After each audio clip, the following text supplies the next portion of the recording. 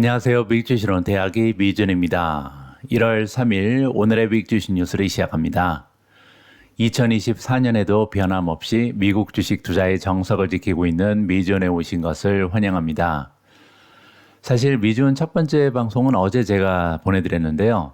어제 방송은 클릭수가 그렇게 많지 않더라고요. 그래서 다시 한번 2024년 여러분들 새해 복 많이 받으시라고 인사 말씀부터 드리고 싶습니다. 그리고 다시 한번 리마인드 드립니다. 오늘이 1월 3일이잖아요. 이번에 진행되고 있는 시킹알파 뉴이어 세일이 내일 모레 1월 5일 날 마감이 됩니다. 1년에 한 두세 번 정도밖에 없는 할인 기회이기 때문에 이번에 뉴이어 세일 끝나기 전에 30% 할인된 가격으로 프리미엄 멤버십 가입 기회를 꼭 잡으시기 바랍니다. 참고로 숫자 하나를 좀 보여드리고 싶은데요.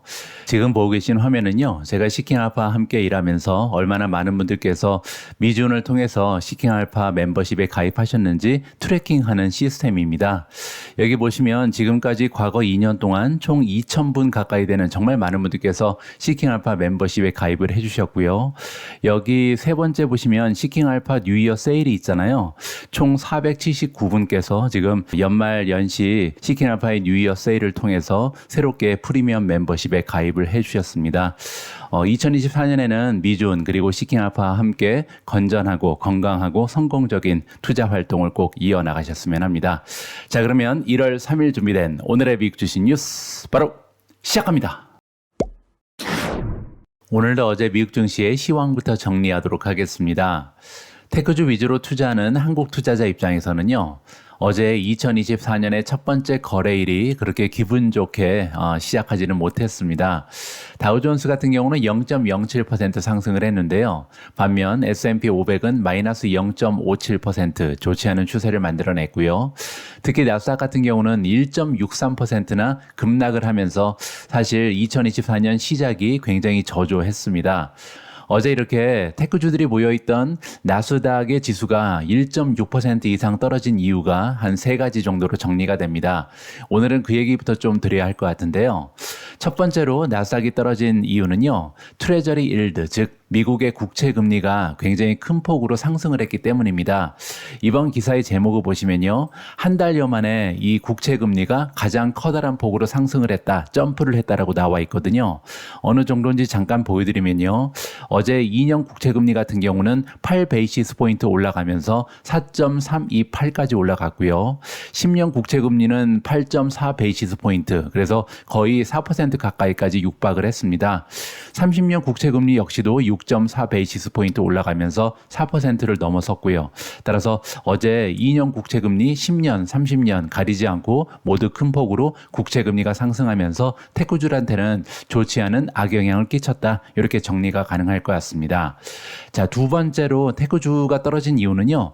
역시 최근 들어서 주가 상승이 굉장히 도드라졌던 것이 이 테크주들이 모여있는 나스닥 100 지수였거든요. QQQ의 모멘텀을 제가 지난주에 보내드린 적이 있죠. 지금 다시 한번 확인을 해보시면요.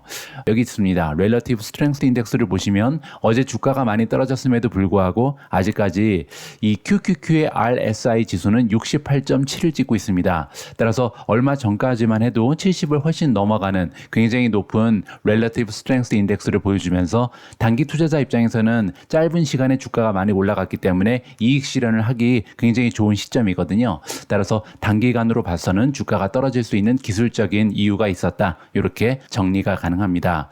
어제 나스닥이 많이 떨어진 세 번째 이유를 살펴보도록 하겠습니다. 지금 뱀비지.com에서 제공하고 있는 S&P 500의 맵을 보시면요. 굉장히 선명하게 어떤 부분이 떨어졌는지 보이죠. 바로 이 부분인데요. 바로 테크주들입니다. 어제는 우리가 소위 매그니피선트 7이라고 부르는 메가테크 기업들이 일제히 하락하는 모습을 보여줬고요. 색깔도 굉장히 선명합니다. 여기 보시면 엔비디아는 마이너스 2.73, 브로드컴이 마이너스 2.77, 그리고 애플을 보시면요. 무려 3.58% 거의 폭락을 했거든요. 애플 같은 경우는 시가총액이 가장 커다란 종목이기 때문에 이렇게 하루 만에 3.58% 떨어지는 것은 예산일이 아닙니다. 따라서 애플 관련해서 굉장히 커다란 악재가 있었겠구나. 이렇게 우리가 추측을 해볼 수가 있겠죠. 그래서 오늘 첫 번째로 읽어볼 기사는요. 바클레이가 애플을 매도 등급으로 하향 조정했다라는 좋지 않은 악재 소식입니다. 바클레이 뱅크는요, 애플에 대한 투자 등급을 동일 가중치, 중립에서 어제 비중 축소, 매도로 낮췄습니다. 그리고 또한 목표 주가도 161이었는데요. 160으로 딱 1달러 줄였습니다.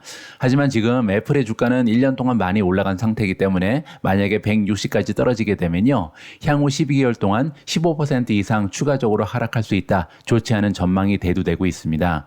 애널리스트의 이름은 팀 롱이고요. 이 전문가 의견에 따르면 아이폰의 판매량이 좋지 않을 것이다. 그리고 맥이라든지 아이패드, 웨어러블, 즉 기기가 잘 판매되지 않을 것을 하향 조정의 이유로 꼽았다. 이렇게 설명이 나오고 있습니다. 롱이라는 바클레이의 애널리스트는요, 화요일날 메모에서 이렇게 얘기했습니다. 애플 아이폰 15의 실적은 매우 부진했고 또한 아이폰 16도 마찬가지일 것이다. 이렇게 지금 자기의 주장을 피력했고요. 다른 하드웨어 카테고리는 여전히 약세를 보일 것이며 서비스 매출 역시도 10% 이상 성장하기 어려울 것이다. 이렇게 부정적인 전망을 제시했습니다. 그리고 또한 대부분 분기에서 어닝 타겟을 놓치면서도 그럼에도 불구하고 애플의 주가는 1년간 거의 50% 가까이 상승을 했거든요. 따라서 이제부터는 주가 흐름이 반전될 수밖에 없다. 이렇게 주장을 합니다. 롱은 여러 차례 사업 확장과 함께 계속되는 실적 부진은 지속 가능하지 않다. 이렇게 얘기를 했고요. 내년에는 애플페이를 비롯한 애플의 서비스 사업이 더 위험해질 것이다. 이렇게 주장했습니다. 실제로 애플의 회계년도 4분기 실적을 살펴보면요. 매출 그리고 주당 순이익 모두 애널리스트들의 예상치를 상회했습니다. 하지만 문제는요. 4분기 연속으로 전체 매출이 감소 추세를 지금 나타내고 있거든요. 따라서 1년 내내 이렇게 계속해서 매출은 줄었는데 문제는 1년 내내 주가는 올라갔죠. 따라서 2023년에 애플의 주가는 48% 이상 급등을 하면서 2020년 이후 가장 커다란 연간 상승률을 기록했습니다. 그런데 여기서 문제는요. 시가총액 1위 기업인 애플의 주가가 흔들리게 되면 우리가 보통 매그니피센트 7이라고 부르는 시장의 대표적인 기업들이 동시다발적으로 흔들릴 가능성이 높죠. 그렇게 되면 2023년 24%나 급등한 S&P 500 역시도 하락 추세에 접어들 가능성이 높다. 이렇게 부정적으로 전망이 가능합니다. 따라서 어제 대표 기업인 애플이 매도 등급으로 하향 조정되면서 시장이 전반적으로 출렁거렸다. 이렇게 세 번째 주가 하락의 이유를 정리해 봤습니다. 그런데 어제 2024년의 첫 번째 거래일에서 주가가 큰 폭으로 떨어진 종목은요. 애플뿐만이 아니었습니다. 크고 작은 테크주들이 동시다발적으로 하락을 했는데요. 그중에서 성장주들의 움직임을 좀 살펴보면요.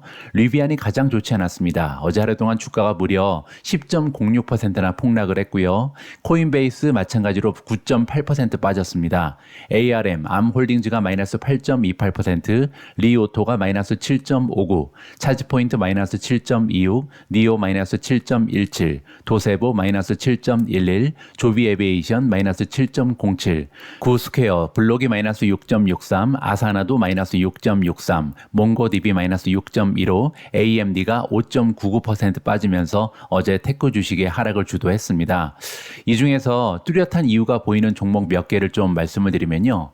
일단 리비안이 10% 이상 폭락을 했는데 그럴 만한 이유 하나가 있었습니다. 이번 기사의 제목을 보시면요. 4분기의 인도량이 소폭으로 감소했다. 따라서 시장의 기대에 미치지 못하는 인도량을 기록하면서 결국 실적이 부진한 모습을 보이면서 리비안의 주가가 심하게 빠졌다. 이렇게 정리가 가능하고요.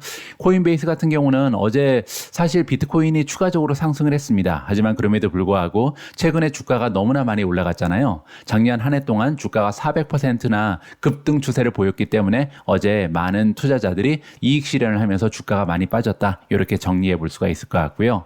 세 번째로 암을 보시면 8.28% 떨어졌는데요. 어제 대체적으로 반도체 종목들이 주가의 흐름이 좋지 않았습니다. AMD 역시도 5.95% 떨어졌고요. 그리고 조금 더 내려가 보시면 ASML이 나오는데요. 어제 반도체 주식을 전반적으로 끌어내린 주식은 바로 ASML이었습니다. 그럴 만한 뉴스 하나가 있었는데요. 여기 보시면 ASML이 일부 핵심 반도체 장비의 중국 수출 차단으로 주가가 떨어졌다. 이러한 기사가 보도가 됐습니다. 여러분들 잘 알고 계신 것처럼 ASML은요, 전 세계 최고의 반도체 장비라고 부르는 EUV를 판매합니다. EUV는 우리가 보통 극자외선 노광 장비다 이렇게 부르잖아요. 자, 그런데 사실 중국 쪽에 EUV는요, 아주 오래전부터 수출이 차단돼 왔습니다. 따라서 여기서 얘기하는 핵심 반도체 장비는 EUV가 아닙니다. 자, 그런데 EUV 바로 밑에요, DUV라는 게 있거든요. 보통은 심자외선 노광 장비라고 부르는 거고요. 이거는 이제 EUV에 비해서 한 단계 떨어지는 장비다 이렇게 보시면 됩니다.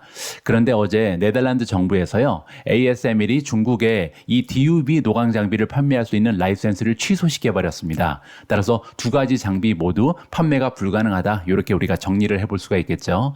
따라서 대중국 수출이 막히면서 ASML의 주가는 물론이고요, 일부 이 반도체 종목들이 주가가 동시다발적으로 떨어지는 계기가 마련됐다 이렇게 정리가 가능합니다. 자, 그리고 또 한 가지 기업을 보시면요, 여기 리오토가 좀 많이 떨어졌죠. 리오 같은 경우는 실적을 발표했는데 굉장히 부진했습니다. 리오토는 실적은 굉장히 좋았거든요. 그럼에도 불구하고 주가가 7.59%나 떨어졌죠. 그 이유를 잠깐 보여드리겠습니다.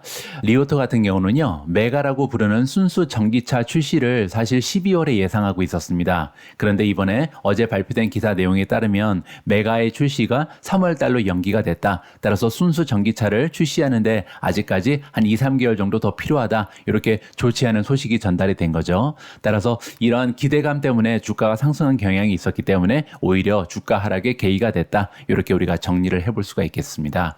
자, 따라서 어제 좋지 않은 뉴스가 여기저기에서 발견이 되면서 주가 하락을 보인 성장주 역시도 굉장히 많았다. 이렇게 정리가 가능합니다.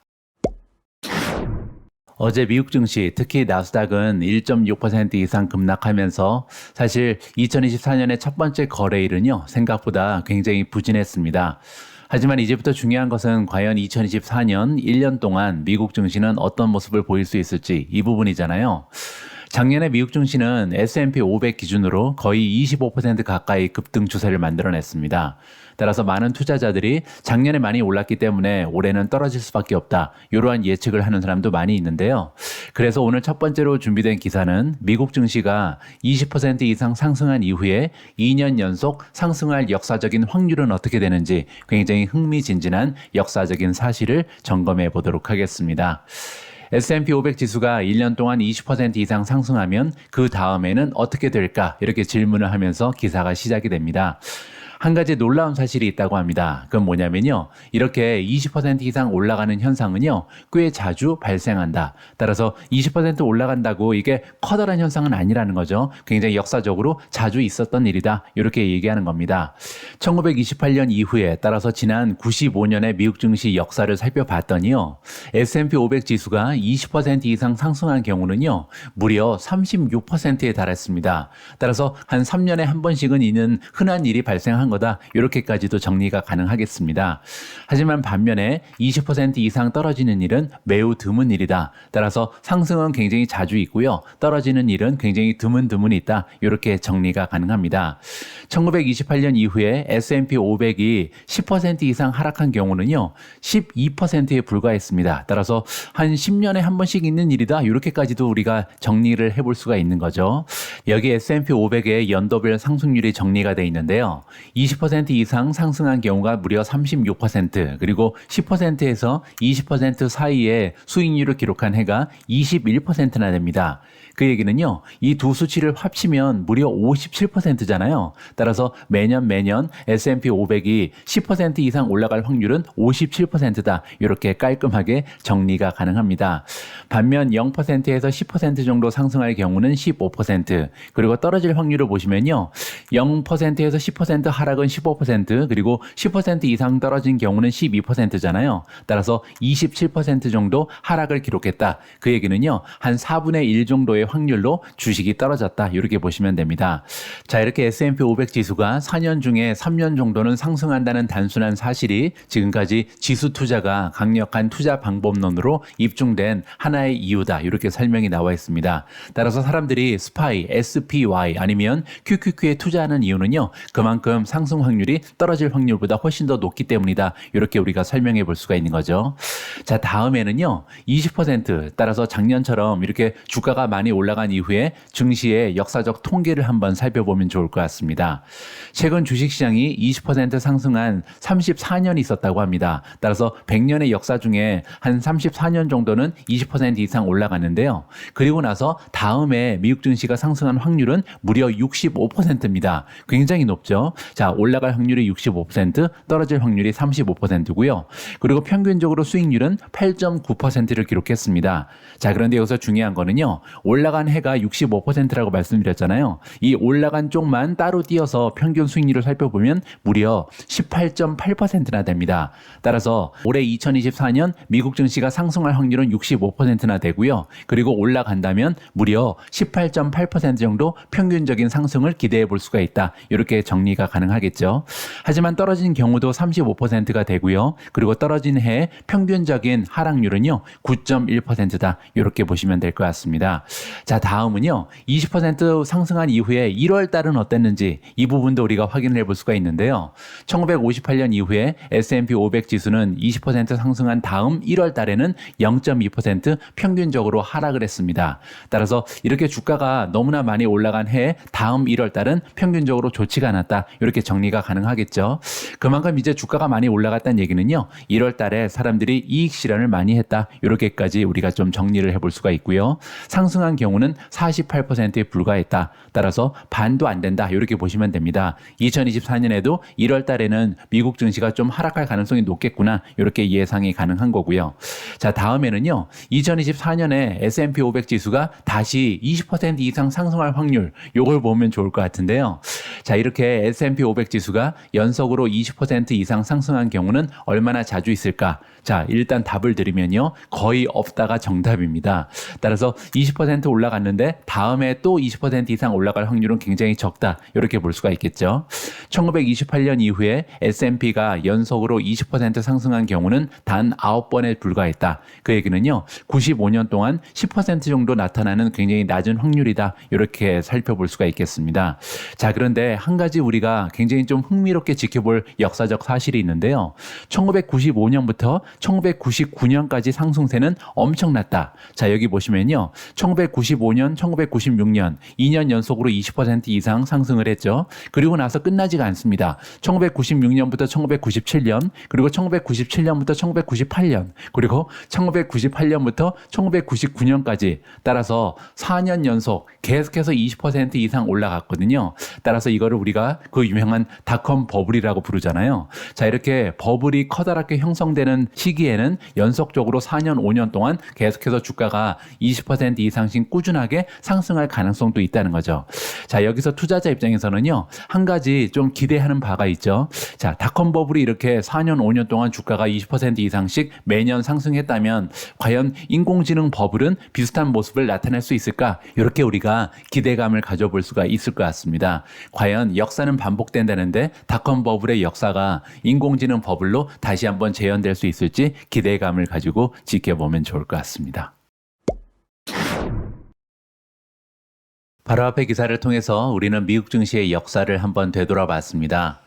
저는 개인적으로 1990년대 말에 있었던 닷컴 버블이 이번에는 인공지능 버블의 이름으로 다시 한번 재현됐으면 하는 바람을 가지고 있는데요. 실제로 월가에는 이러한 인공지능 버블이 실현될 가능성이 높다. 이렇게 전망하는 전문가가 있습니다. 바로 웨드부시에서 일하고 있는 댄 아이브즈고요. 댄 아이브즈는 실제로 이번 2024년에도 메가테크 기업들이 분전을 하면서 나스닥 지수가 2만 선을 돌파할 것이다. 이렇게 긍정적인 전망을 안겨주고 있습니다. 자세한 내용을 한번 읽어보시죠. 투자회사인 웨드부시가 발표하기를 화요일 날 이런 얘기를 했습니다. 애플, 마이크로소프트 그리고 기타 여러 테크주들이요. 올해 나스닥 지수를 2만까지 끌어올리는데 많은 도움을 줄 것이다. 이렇게 긍정적인 전망을 제시를 했고요. 애널리스트 댄 아이브즈는 투자자 투자자 노트에서 이러한 이야기를 했습니다. 연준의 금리 인상 그리고 거시적 요인을 고려할 때 앞으로 몇 달간은 하락과 상승을 반복할 가능성이 높다. 따라서 굉장히 변동성이 극심해질 것이다. 따라서 몇 달간은 굉장히 혼조세가 예상된다. 이렇게 얘기하는 거죠.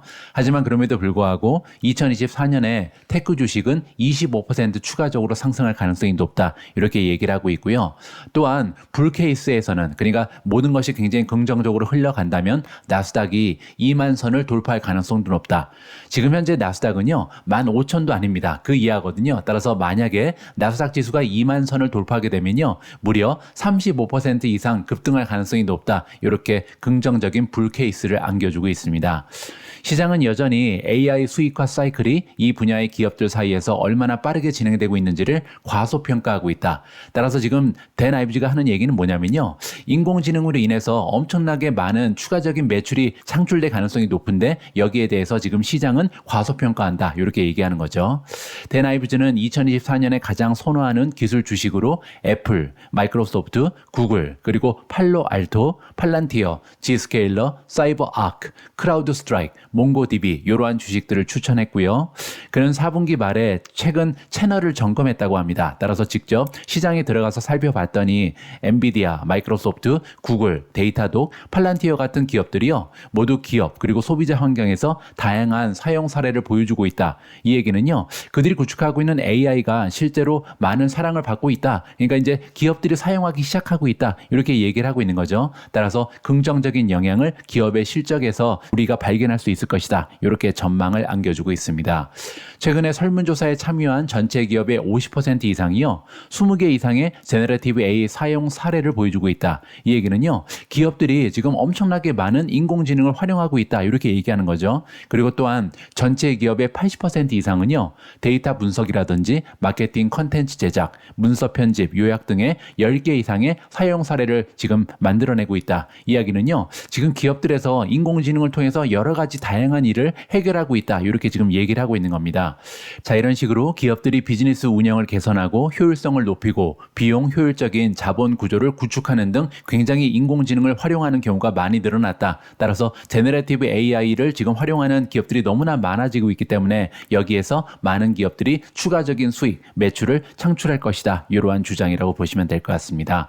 자, 이번에 진행된 조사에서는요. 마이크로소프트, 구글, 아마존 등 3대 클라우드 서비스 제공업체 그리고 지금 소프트웨어 부분에 연말 예산이 굉장히 강력한 플러시 히트를 기록했다. 이 얘기는 뭐냐면요. 플러시 히트라는 것은 우리가 이제 포카 칠 때 플러시 여러분들 아실 겁니다. 같은 카드가 계속 이어지는 거죠. 따라서 굉장히 연속적으로 히트를 치고 있다. 이렇게 이해하시면 될 것 같습니다.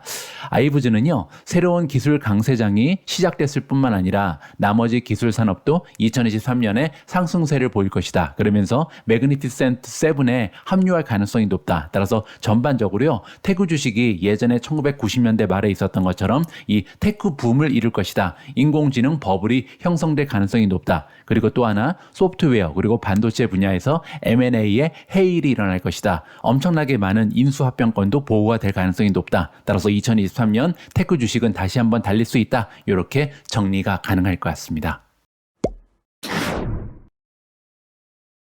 자, 다음에는 분위기를 약간 식혀보겠습니다. 이번 기사 제목에 나와 있는 것처럼 짐 크레이머가 얘기하기를 2024년에 투자자들이 테크 주식에서 이탈할 것이다. 따라서 테크주의 하락을 예상한다. 이렇게 해석이 가능한데요. 실제로 지금 공포 탐욕 지수를 보시면 아직까지는 75를 기록하고 있습니다. 그만큼 극심한 탐욕이 지금 넘쳐나는 시장이 지금 현재 미국 증시다. 이렇게 정리가 가능하겠죠. 따라서 당분간은 주가가 떨어질 가능성도 배제할 수 없는 것이 미국 증시의 현실입니다. 화요일 날 CNBC의 쇼 호스트 짐 크레이머는요. 2024년에 대한 그의 시장 전망을 공유했는데요. 일단 새해 첫날에는 미래의 모습을 반영하지 않는 경우가 굉장히 많다. 이렇게 그의 개인적인 경험 또한 공유를 했습니다. 이 얘기는요. 첫날 주가가 많이 떨어졌다고 해서 2024년 미국 증시가 하락할 것이다. 이렇게 볼 수 없다는 거죠. 따라서 초반의 모습은 그 전반적인 모습과 다른 경우가 굉장히 많았다. 이렇게 해석이 가능합니다. 그는 일부 투자자들이 매그니피센트 7 기술주가 계속 상승세를 이어나갈지 의심하는 가운데 따라서 지금 현재 투자자 입장 입장에서는요. 작년에 테크주가 너무나 많이 올랐기 때문에 특히 메가테크 기업들이 주가 상승이 너무나 좋았잖아요. 따라서 여기에서 빠져나가는 투자자들이 많을 것이다. 이렇게 얘기합니다. 따라서 결과적으로 식품이라든지 제약, 가파른 하락세를 보인 주식들이 많이 있잖아요. 이런 쪽으로 옮겨가면서 월가가 섹터 로테이션을 보일 가능성이 높다. 이렇게 주장했습니다. 투자자들은 이 시장을 정의한 최고 중에 최고, 즉 매그니피센트 세븐 그리고 그 친구들, 이거는요 다른 테크주들을 얘기하는 거죠. 특히 지금 현재 밸류에이션이 많이 높아져 있는 소프트웨어 기업에서 이익 실현을 할 가능성이 높다. 자, 그러면서 투자자들이 그 현금으로 오랫동안 존중받지 못했던 기업들에 투자할 가능성이 높다. 따라서 지금 밸류에이션이 많이 떨어진 기업들이 많기 때문에 이런 쪽으로 투자 자금이 옮겨갈 가능성이 높다. 이렇게 주장을 하는 거죠. 크레이머는 이러한 리포지셔닝은 과거에도 수없이 일어났다. 따라서 굉장히 좀 자주 일어나는 일이라는 거죠. 이렇게 한쪽 섹터가 지나치게 달리게 되면요. 그쪽에 모여있던 투자 자금이 빠져나가서 상대적으로 올라가지 못했던 섹터로 옮겨가는 것은 굉장히 자연스러운 일이다. 이렇게 해석이 가능합니다. 자, 하지만 그럼에도 불구하고 일시적인 현상일 가능성이 높다라고 얘기하는데요. 그 얘기는 뭐냐면 기업들이 실적을 발표하기 시작하면 투자자들은 비록 낮은 수준이지만 12월 분기에 실적이 좋았던 주식을 다시 매수하기 시작할 것이다.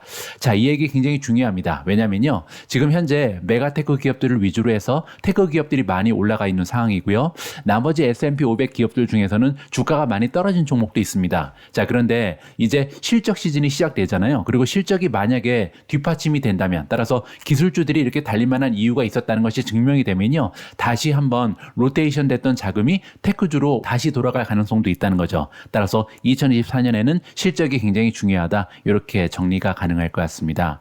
크레이머의 의견에 따르면요. 월가의 많은 움직임이 연방준비제도 연준의 결정에 집중될 것이다. 그리고 많은 사람들이 경기 침체를 두려워하기 때문에 연준의 움직임을 예측하고 면밀히 조사하려고 노력할 가능성이 높다라고 얘기합니다. 따라서 우리 투자자 입장에서는요. 연준의 우려에 너무 휩쓸리기보다는 탄탄한 리더십을 갖추고 있는 그러한 기업의 주식을 선택하는 것이 현명하다. 따라서 앞으로 실적이 굉장히 탄탄할 것으로 기대되는 이러한 기업에 투자를 해라. 이렇게 지금 조언을 해주고 있습니다. 특히 S&P 500의 평균 주식에 비해서 높지 않은 합리적인 밸류에이션을 가진 주식을 선택하는 것이 굉장히 현명할 것이다. 따라서 실적에 따라서 이 어닝에 비해서 밸류에이션이 많이 올라가지 않은 이런 종목을 찾아서 투자해라. 이것이 바로 크레이머의 조언입니다. 자, 그래서 이번에는요. 우리가 관심을 가지고 있는 성장 주식 중에 지금 현재 시장의 밸류에이션에 비해서 밸류에이션이 좀 떨어져 있는 이런 종목에는 어떠한 이름들이 있는지 한번 확인을 해볼까 합니다. 자, 시킹알파에 들어와서요. 밸류에이션 탭을 클릭하시면 여러분들이 구성해 놓은 포트폴리오의 종목들 중에서 이제 밸류에이션을 쭉 나열을 해볼 수가 있는데요. PE 레이쇼를 포워드로 보도록 하겠습니다. 그 얘기는요. 향후 12개월 동안 만들어낼 것으로 기대되는 순이익에 비해서 멀티플, 즉 밸류에이션이 몇 배 이상 올라가 있는가 이 부분을 살펴보는 거잖아요. 자, 탑3를 보시면요. 앨범알이 6.6배, 그리고 SQM이 7.8배, 그리고 리벤트 코퍼레이션은 9.48배에 불과합니다. 따라서 10배도 되지 않은 굉장히 낮은 밸류에이션을 구성하는 세 종목이 있는데요.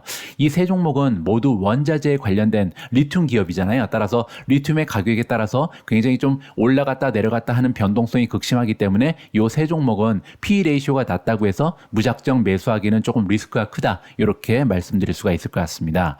그 밑에 보시면요. STM이 등장합니다. STM은 ST마이크로죠. 자, ST마이크로는 지금 11배 정도의 거래가 되고 있습니다. 따라서 굉장히 낮은 밸류에이션을 자랑하고 있고요. IDCC, 인터디지털도 굉장히 낮죠. 12배. 페이팔도 굉장히 낮습니다. 12배 정도 되고요. DE, 디어 앤 컴퍼니가 14배. 그 다음에 APO는 아폴로 글로벌 매니지먼트 14배 정도의 거래가 되고 있고요. 캐터필라가 14배, 그리고 파이버가 14배, 굉장히 낮습니다. 줌이 14배, 그리고 퀄컴 역시도 15배 정도가 지금 구성되어 있고요. 에어비앤비가 16배, 온세미가 16배고요. SMCI 16배, 그리고 인피니온 역시도 16배, 자, 그리고 애쉬 같은 경우는 17배. 따라서 이런 종목들은요. 지금 현재 시장의 평균적인 멀티플은 한 20배 정도 됩니다. 따라서 시장의 평균보다도 낮은 PER을 가지고 있다. 이렇게 정리가 가능하고요.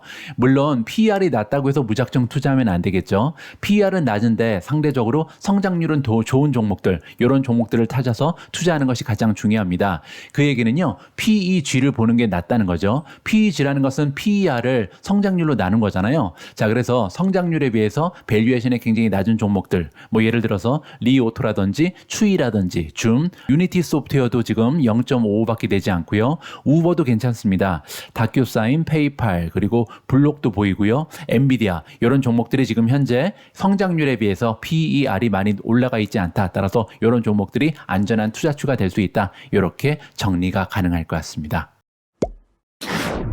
다음으로 준비된 기사는 테슬라 관련된 소식입니다.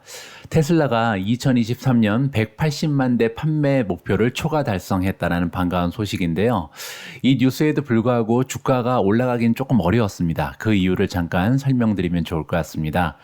테슬라의 화요일 발표 내용에 따르면 4분기에 일단 생산 대수는 49만 4,989대를 기록했고요. 자, 이번에는 판매 대수입니다. 48만 4,507대를 판매했는데요. 컨센서스 예상치는 48만 3,000대였습니다. 따라서 판매 대수 기준으로 초과 달성했다라는 반가운 뉴스고요.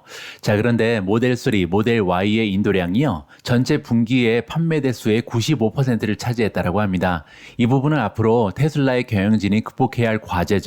두 가지의 모델이 전체 판매량의 95%라는 것은요, 다양한 상품이 존재하지 않는다. 이렇게 부정적으로 해석이 가능합니다. 따라서 앞으로 저가형 자동차를 비롯한 여러 가지 모델에서 골고루 생산 실적 그리고 판매 실적이 나와야 앞으로도 주가의 상승을 도모할 수 있다. 이렇게 정리가 가능합니다.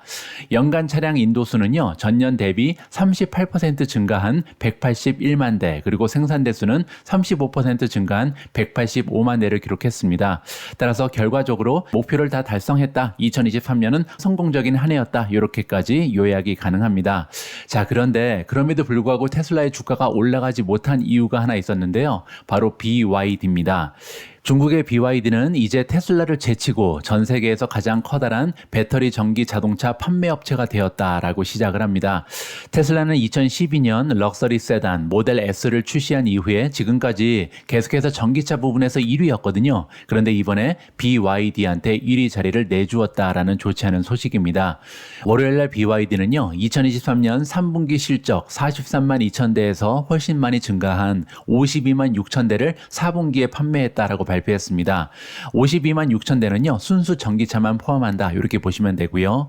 반면 테슬라 같은 경우는 3분기에 43만 5천 대, 따라서 3분기 실적은 테슬라가 BYD를 이겼죠. 자, 그런데 4분기에서는 테슬라는 48만 5천 대를 판매하는데 그쳤기 때문에 드디어 BYD가 테슬라를 꺾은 첫 번째 분기가 됐다. 이렇게 정리가 가능합니다.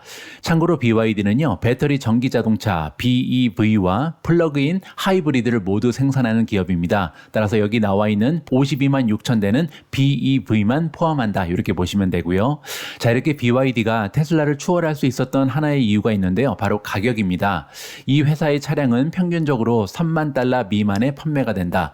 반면 테슬라의 차량은요, 2023년 가격 인하를 많이 했음에도 불구하고 아직까지 평균 4만 달러가 넘어갑니다. 따라서 1만 달러 이상 가격의 차이가 나기 때문에 BYD가 테슬라를 따라잡을 수 있었다. 이렇게 정리가 가능하고요. 자, 하지만 테슬라는 2023년 1년을 기준으로 하면 아직까지 왕자를 지켰습니다. 테슬라는 아까 기사에서 발표된 것처럼 181만 대를 인도했죠. 자, 반면 BYD는요, 1년 기준으로는 160만 대에 불과합니다. 따라서 아직까지 1년 기준으로는 테슬라가 1등, 그리고 BYD는 2등이죠. 자, 모든 차량을 합치면, 따라서 하이브리드까지 합치면요, BYD는 작년에 처음으로 300만 대 이상의 승용차를 판매했다라고 합니다.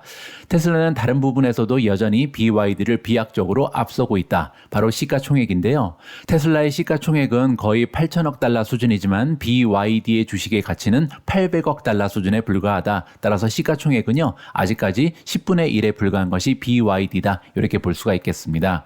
참고로 BYD의 주가는요, 2023년 10%도 올라가지 못했습니다. 약 8% 상승하는 데 그쳤고요. 반면 테슬라의 주가는 2022년에 65%나 급락한 이후에 작년 2023년에는 102% 급상승하는 추세를 만들어냈다. 이렇게 정리가 가능합니다.